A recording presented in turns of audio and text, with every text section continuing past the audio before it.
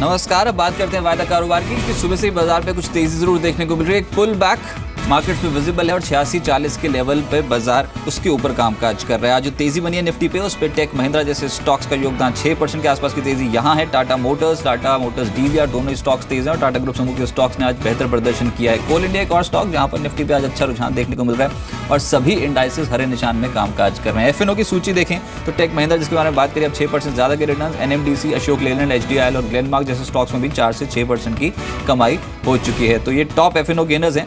साथ साथ DCB bank, IOC, HPCL, Indo Count और कोल इंडिया। नवंबर सीरीज के आगाज हुआ और ऑयल मार्केटिंग कंपनीज एक्टिव हो गई। यहां पर रिटर्न्स पॉजिटिव मिलते हुए नजर आ रहे हैं। मेरे साथ गौरव बिस्सा साहब मौजूद हैं एलकेपी सिक्योरिटी से। गौरव, शुक्रिया अपने समय जी बिजनेस को देने के लिए। सब नवंबर सीरीज का आगाज हुआ है, क्या शुरुआती सीरीज के शुरुआती सत्र में कुछ तेजी की उम्मीद कर रहे हैं अगले हफ्ते आप? हेलो जी गौरव जी, मेरी आवाज आ रही है आपको? जी, आपकी आवाज़ आ रही है जी। सर, क्या उम्मीद है यहाँ पर बाजार पे जो बाउंस मिला है, क्या वो सस्टेन करेगा या फिर पिछले कुछ दिनों में जो ऊपरी स्वरूप में बिकवाली थी अभी और हावी हो सकती है मार्केट्स पे? Good afternoon. सबसे पहले तो आपको और आपके सभी दर्शकों को काफ़ी शुभकामनाएं धनतेरस की। और रही बात मार्केट की, तो मैं ये कहूँगा कि एक सीमित दायरे में है। अभी भी निफ्टी दायरे में 8550 एक अच्छा सपोर्ट उभरते हुए आ रहा है। तो यहाँ पे रिस्क उतनी फेवरेबल नहीं है। अगर आपको डिप्स आती है 8600 जो सुबह अर्ली मॉर्निंग में आपकी जो ट्रेडिंग थी अराउंड 8600 वो लेवल्स पर आता है, तो आप एक बार 8560 8565 के स्टॉप लॉस से बाय कर सकते हैं। ऊपर में 8700 के लेवल्स आ सकते हैं। जो असली एक्शन है या जो पेस है वो 8730 जब निफ्टी स्पॉट आएगा उसके ऊपर पेस काफ़ी फास्ट होगी। अदरवाइज वापस निफ्टी रेंज में ही ट्रेड होगा। आज की जो अपसाइड है प्रोबेबली आज शायद सस्टेन ना कर पाए, लेकिन मैं यही कहूँगा अगर सस्टेन नहीं भी करती है तो नीचे आपको खरीदारी के अच्छे मौके मिल सकते हैं। चलिए राइट, लेकिन आज जो सबसे ज्यादा फोकस में है वो फिर से टाटा ग्रुप समूह के स्टॉक्स हैं। टाटा मोटर्स डीवीआर जो आज तेजी बनी है, टिकाऊ लगती है या फिर प्रॉफिट बुकिंग कर लें जिन्होंने भी पोजीशंस बनाई हो तेजी की आज? टाटा मोटर्स में तो प्रॉफिट एक बार बुक कर लेना चाहिए। अगर आप देखेंगे 540 उसका एक इमीडिएट रेजिस्टेंस है, तो आपके पास ऑप्शन है या तो आप और 3-4 रुपए के लिए आप होल्ड कर सकते हैं या फिर एक बार आप इसको एग्जिट कर सकते हैं। लेकिन जो ट्रेंड है वो एकदम मैं कहूँगा अग्रेसिव अच्छा हो गया है, वैसा है नहीं। तो एक बार आप प्रॉफिट बुक कर लेंगे तो बेहतर होगा। चलिए ठीक है, आपसे मैं बातचीत जारी रखूंगा। अलग अलग मेहमान के साथ मौजूद रहेंगे और उनसे उनकी स्ट्रैटेजी जानने की कोशिश कर रहा हूं मैं। लोकेश उपल साहब मेरे साथ मौजूद रहेंगे और साथ साथ जय ठक्कर, उनसे भी जानने की कोशिश करेंगे कि अब बाजार पे ट्रेंड क्या इमर्ज हो सकता है। लेकिन गौरव जी, आज एक स्टॉक है जो नतीजों के बाद एकदम से चढ़ पड़ा, वो है टेक महिंद्रा। क्या किया जाए? स्टॉक पे 6% ऊपर है और बहुत समय बाद इतने तगड़े रिटर्न दे रहा है। क्या अभी भी बाइंग का मौका है या फिर प्रॉफिट बुकिंग कर लें? ट्रेडिंग के लिए अगर आपको चाहिए तो आप बाय कर सकते हैं। 435 के स्टॉप लॉस से बाय कर लीजिए। अगर जो करंट लेवल से सस्टेन अगर हो गए तो आपको ऊपर में 460 तक के लेवल एक बार दिखा सकता है। चलिए, साथ ही साथ कुछ और स्टॉक्स जहां पर आज बेट लग रही है, उसमें डॉक्टर रेड्डीज लगातार सेकंड कंसेक्यूटिव डे 2% के आसपास के रिटर्न डिलीवर कर रहे हैं और ये इनफैक्ट सेकंड मार्क कीजिएगा, ये पिछले 4 ट्रेडिंग सेशन से एक स्ट्रॉन्ग पुल बैक मोड पे है। डॉक्टर रेड्डीज, क्या आप एक प्रॉफिट बुकिंग का मौका है? 3400 के स्तर तक पहुंच चुका है सर। मैं कहूँगा आप प्रॉफिट बुक ना कीजिए, इसको आप ट्रेडिंग स्टॉप लॉस लगा लीजिए। 3370 का 3360 का स्टॉप लॉस लगा लीजिए, होल्ड कीजिए। ऊपर में आपको वापस एक बार स्टॉक 3500 तक लेवल्स दिखा सकते हैं। 3500 3550 डिप्स अगर आते हैं तो उसको यूटिलाइज कर सकते हैं फ्रेश लॉन्ग्स के लिए। यहाँ पे नहीं बाय कीजिए, लेकिन अगर है तो आप उसको होल्ड कीजिए। चलिए गौरव, आपके रडार पर बताएं सर, अगर नवंबर सीरीज की शुरुआत में खरीदारी करनी हो तो कौन से स्टॉक्स हैं जो आप मानते हैं कि इस समय खरीदारी के लिए चूज कर लेना चाहिए?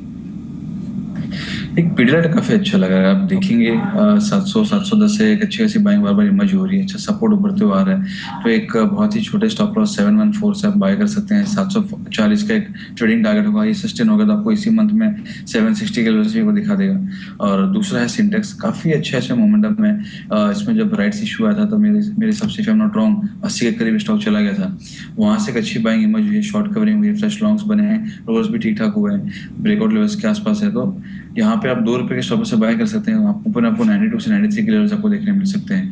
तो बाइंग के लिए अगर आपको चाहिए तो ये 2 स्टॉक काफी अच्छे लग रहे हैं। पिडिलाइट और साथ साथ सिंटेक्स, ये 2 स्टॉक्स हैं एलकेपी सिक्योरिटीज के रडार पर, दोनों पे ही खरीदारी करने की सलाह दी जा रही है। लोकेश उपल माई स्टॉक रिसर्च से मेरे साथ मौजूद हैं। लोकेश जी, हैप्पी धनतेरस टू यू। और बताएं यहाँ पर अगर निफ्टी पे स्ट्रैटेजी रखती हो नवंबर सीरीज की शुरुआत में तो क्या रखनी चाहिए, और एक स्टॉक जो आपके रडार पर है? Rajat ji, happy Dhanteras and happy Diwali to all the viewers and the team of Zee Business. जहाँ तक बात करते हैं निफ्टी की, अगर हम देखें तो कल एक थोड़ा सेल ऑफ देखा गया है, Nifty manage to find a support close to levels of 8550 and we see a bounce back above 8600.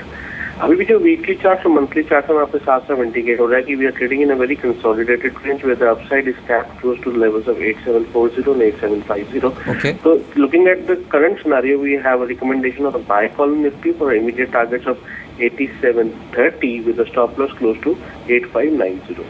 चलिए, आप ये पुल बैक को सस्टेन होता देखते हैं और 8730 के लिए आप बेट लगाने की सलाह दे रहे हैं. 8590 का एक स्टॉप लॉस है. कौन सा एक स्टॉक है जो आपके रडार पर है? नवंबर सीजन अभी शुरुआत ही हुई है. एक स्टॉक बताएं जो इनफैक्ट अगले 2 ट्रेडिंग सेशन में जोरदार रिटर्न्स दे सकते हैं. देखिए अगर हम गेल के स्टॉक्स को स्टडी करते हैं, we see a very good pull back in GAIL from levels of close to 400 and we went up to levels of 450. जिसके अगर हम मंथली और वीकली चार्ट्स को भी स्टडी करते हैं तो वहाँ पे साफ साफ इंडिकेट होता है बुल रन स्टिल कंटिन्यूइंग. और इसमें बाय एंड डिस्क रणनीति को अपनाते हुए will have a target around 450 rupees in GAIL, keeping a stop loss close to 420 rupees. चलिए, आज दबाव है लेकिन आप समझते हैं एक्टिव होगा गेल.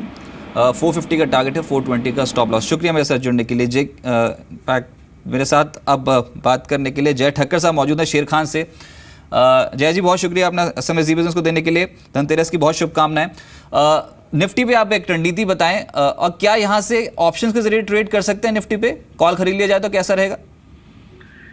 Good afternoon Rajat, thank you very much. और मेरी तरफ से आपको भी और सारे ही ज़ी बिज़नेस के व्यूअर्स को धनतेरस की खूब खूब शुभकामनाएं और दिवाली की भी खूब खूब शुभकामनाएं. वेल रजत, जैसे मैंने आपको बताया कि मेरी स्ट्रैटेजी निफ्टी में एक बाय करने की है और मुझे ऐसा लग रहा है कि जो हिसाब से एक lower end of the range से 8500 से लेके 8550 से निफ्टी ने फिर से एक रिवर्सल दिया है. लगातार हम 3 सीरीज से ये देखते आ रहे हैं, अगस्त, सितंबर और अक्टूबर से. सो आई थिंक जब तक अब 85 के नीचे डिसिसिवली क्लोज नहीं होता ना, तब तक रजत ये रेंज में ही ट्रेड करेगा ऑन दी अपसाइड. 8750, 8800 और 8550 से लेके 8500 नीचे की तरफ से. तो 200-250 पॉइंट की रेंज आप फ्यूचर्स में तो काउंट कर सकते हैं. 8580 के स्टॉप लॉस लगाकर 8740, 8750 के टारगेट्स ऊपर की तरफ है. ऑप्शन में किसे ट्रेड करना है तो बुल कॉल स्प्रेड में स्ट्रेटेजी यूज करने को कहूंगा. बुल कॉल स्प्रेड में एज ऑफ नाउ 8600 का कॉल बाय कर 8700 का कॉल बीच कर चले तो रिस्क और मैनेज हो जाए. राइट, ठीक है. तो कौन सा स्टॉक है जो फोकस में, वो बताएं और टारगेट्स के? डेफिनेटली जो फर्स्ट एक कॉल देना चाहूंगा मैं वो बाई साइड पर रहेगा सीएट पे मुझे ऐसा लग रहा है कि wave 5 on the upside pending है. तो आज के ट्रेडिंग सेशन में मजबूत ट्रेड कर रहा है ये stock. On the lower side 1195 का एक स्टॉप लॉस लगाकर सीएस फ्यूचर्स पर बाय करना चाहिए. 1275 के टारगेट बन कर आ रहे हैं. अच्छा. और शॉर्ट साइड पर एक कॉल है येस बैंक पर, जहाँ पे मुझे ऐसा लग रहा है कि 1175 के target on the lower side आ रहे हैं. 1304 का एक स्टॉप लॉस लगाकर येस बैंक में शॉर्ट पोजीशंस क्रिएट करनी चाहिए. चलिए, सीएट प्लस करें, येस बैंक बेचें. बहुत शुक्रिया आपका मेरे साथ जुड़ने के लिए. तो 2 कॉल्स खरीदारी की आई हैं, गेल, सीएट जिस पे खरीदारी की राय है और येस बैंक को बेचने की सलाह दी जा रही है. एक रिजल्ट्स आए हैं पीपीएपी ऑटोमोटिव ओवरनाइट रिजल्ट्स, और रिजल्ट्स स्ट्रॉन्ग दिख रहे हैं क्योंकि मुनाफे फ्रंट पे 15.8% का इजाफा यानी कि 5.27 करोड़ की फिगर कंपनी रिपोर्ट की Q2 में 4.55 करोड़ से बढ़कर एबिटा भी लगभग 3.34% बढ़ते हुए नजर आए हैं और बिक्री में 1.8% की बढ़ोतरी देखने को मिली है. अभिषेक Jain ji, whole time director पीपीएपी automotive के मेरे साथ मौजूद हैं. जैन साहब, शुक्रिया अपने समय ज़ी बिज़नेस को देने के लिए. सर, धनतेरस की आपको बहुत शुभकामनाएं ज़ी बिज़नेस के पूरी टीम की ओर से. एक Q2 के जो रिजल्ट्स आए इसमें की हाईलाइट्स क्या है? हमने मुनाफा 16% बढ़ता देखा है Q2 में. जी, हमारी कंपनी का मुनाफा करीबन जो हमारा एबिटा लेवल है वो पिछले साल के सेम क्वार्टर के हिसाब से करीबन 18.48% पे बंद हुआ था. लास्ट ईयर हमारा 18.18% था. और पिछले क्वार्टर में हम के हिसाब से अगर हम कंपेयर करें तो एबिटा मार्जिन करीबन 20% बढ़ा है, जो कि 12.62 करोड़ में था पिछले क्वार्टर का इस साल में. मैं वही पूछ रहा हूँ सर, हाफ ईयरली परफॉर्मेंस ठीक लग रही है कंपनी की. 8.8 करोड़ का पैट है आधे अगर साल के बारे में बात करें तो. अब रेस्ट ऑफ द ईयर जो है वो कैसा लग रहा है आपको, और क्या मार्जिन्स और सुधरते हुए नजर आएंगे? क्योंकि ऐसे में सुजुकी के साथ भी मेरे को याद है इस तिमाही में कुछ कंपनी ने करार किया. जी, हमने ये नया सेगमेंट एक ज्वाइन करा है. अब प्राइमरीली हम लोग जो है वो पैसेंजर व्हीकल मार्केट को डील करते थे, बट अभी हमने ये नया एलसीवी सेगमेंट में एंट्री करी है. तो आगे चलते हुए हमारा फोकस और भी नए नए सेगमेंट में एंटर करने का रहेगा. और अगर आप मार्केट की बात करें तो पहले 6 महीने में से पहले 3 महीने में हमने काफ़ी खराब डिमांड की सिचुएशन देखी थी. हाँ. क्योंकि हमारे कस्टमर्स के एंड पे काफ़ी प्रोडक्शन कट्स भी हुए थे और मेंटेनेंस के शटडाउन्स वगैरह भी थे. बट पिछले क्वार्टर से ये डिमांड जो है वापस आती हुई दिख रही है। ओके। और हमें तो लग रहा है कि लॉन्ग टर्म में ये डिमांड जो है वो कंटिन्यू रहेगी। जिस तरीके से ऑटो नंबर्स रिपोर्ट हो रहे हैं दिग्गज कंपनियों के, उसके हिसाब से लग रहा है कि ऑटो इंडस्ट्री स्पेस में काफी तगड़े वॉल्यूम्स जनरेट हो सकते हैं, बिजनेस आपका बहुत स्ट्रांग बढ़ सकता है। फिलहाल क्या ऑर्डर बुक सिचुएशन है और कंपनी को आने वाले समय के लिए कुछ कैपेक्स प्लान किया हो? हम अभी करीबन 12 से 15 मॉडल के ऊपर काम कर रहे हैं अपने कस्टमर्स के लिए, जो कि इस साल लॉन्च होंगे और आने वाले सालों में लॉन्च होंगे। तो हम ये कंटिन्यूसली अपने सारे कस्टमर्स के साथ नए मॉडल की तैयारी कर रहे हैं। चलिए राइट साहब, बहुत शुक्रिया आपका हमारे साथ जुड़ने के लिए और नतीजों पे बात करने के लिए बहुत बहुत शुक्रिया। इसी बीच एक बार फिर से टाटा ग्रुप समूह के स्टॉक्स पे नज़र डालते हैं, क्योंकि आज निचले स्तरों से कुछ खरीदारी ज़रूर रिफ्लेक्ट हो रही है। और एक खास मेहमान हमारे साथ जुड़े हैं, सायरस एस पूनावाला साहब हमारे साथ जुड़े हैं सीरम इंस्टीट्यूट ऑफ इंडिया से। पूनावाला साहब, बहुत शुक्रिया अपना समय जी बिजनेस को देने के लिए and happy Dhanteras to you sir. My first question would be your reaction on this Tata and Mistry saga, because this has really dented the image of Tata's this time. What's your first take on this issue? See, I'm not really privy to the actual facts and figures of differences between Mr. Ratan Tata and his board of Tata Sons and Mr. Cyrus Mistry. But all of us here are completely agog at the distasteful and unbecoming manner in which the Tata Sons board, perhaps under the guidance of Mr. Ratan Tata himself, summarily dismissed their chairman Cyrus Mistry, especially a man who is known to have integrity, standing, and his own rights as a billionaire. I feel very strongly that the Tata Group has lowered their public image and highest level of corporate governance that we all looked upon, including myself and the Parsi community, for taking such an abrupt and embarrassing and uncalled for decision. But Mr. Poonawala, it was a 15-month search when they find Mr.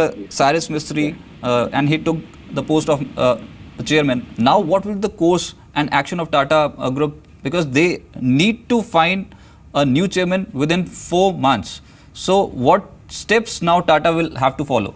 No, what steps they can take sitting down in Pune, I would not like to comment on, and I cannot comment till I know all the facts and figures. But the main thing, as I told you earlier, and I repeat, that whatever the reasons the Tata board had to remove Cyrus Mistry, it could have been done in a much more classier and smoother way. That is the general consensus of everybody who I have talked to, and this is something which they could have done by persuading him, had interaction with him for a couple of weeks, and then come and given him the obvious option of resigning, instead of which, rather, all these counter allegations by both Mistry Group and the Tata Group, which has thrown up such a lot of dirt in the public domain, could have been avoided. But there is one more point that, according to Mr. Mistry, there's a 1.8 lakh crore write-down which can really dent the balance sheets of Tata Group. But that is what perhaps Cyrus was trying to point out, and that would have fallen retrospectively on what Ratan Tata did during his tenure, and that's why the dispute may have taken place. I don't know really, but it works out to something like that.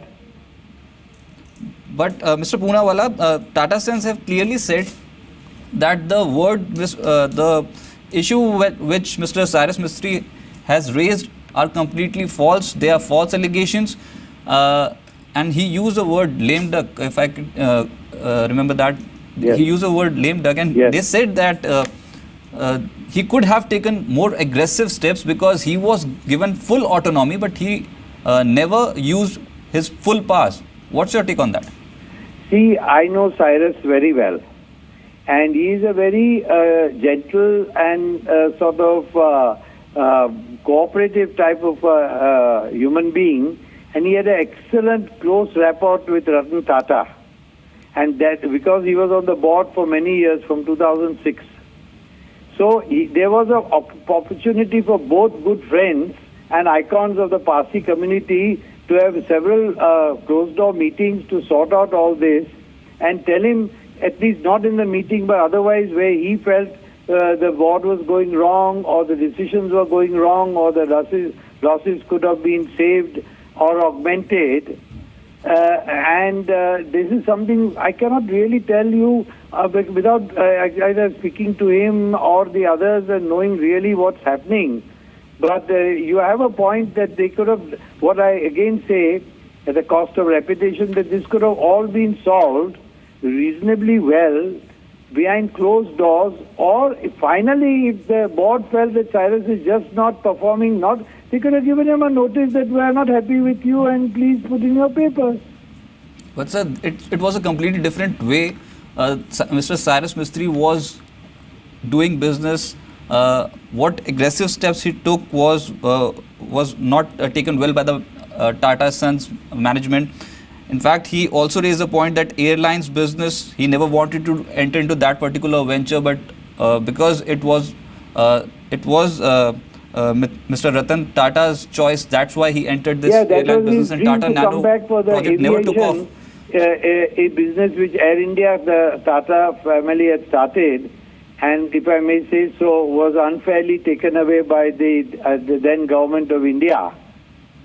So probably it was his dream to come back to that. But, pardon me, but I don't want to go into any further details or question and answer, because unless I know all the facts, it would be very unethical for me to make comments and observations.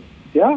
Yeah, Mr. Poonawalla. Okay, thank you. Well, thank you. Right sir, बहुत शुक्रिया आपका हमारे साथ जुड़ने के लिए और इस पूरे ही महत्वपूर्ण मुद्दे पे बात करने के लिए। तो ये थे मिस्टर साइरस पूनावाला। उनका साफ तौर पे कहना था कि जिस तरीके से इस इशू को हैंडल किया गया टाटा मैनेजमेंट की ओर से, टाटा सन्स की ओर से, वो ठीक नहीं था। एक मौका साइरस मिस्त्री को ज़रूर मिलना चाहिए था अपनी बात कहने का, क्योंकि उन्होंने जो स्टेप्स उठाए इस दौरान, जब उन्होंने चेयरमैन पद पे थे वो, तो उसके बाद से टाटा ग्रुप समूह कि कुछ कंपनियों का प्रदर्शन काफ़ी बेहतर रहा है। तो ये जो तरीका था एकदम से हटाने का और अचानक हटाने का, बिल्कुल ठीक नहीं था। लेकिन फिलहाल यहाँ पर आज के सत्र में at least Tata Motors, Tata group के स्टॉक्स पे एक अच्छा इजाफा देखने को मिल रहा है। और खबर ये भी है, जो जी बिजनेस की एक्सक्लूसिव खबर है, कि शपोरजी पोलोंजी ग्रुप जो है 18.5% के आसपास होल्ड करता है, वो अपना स्टेक डाइल्यूट कर सकता है इस पर्टिकुलर ग्रुप से। तो वो एक बड़ी खबर है।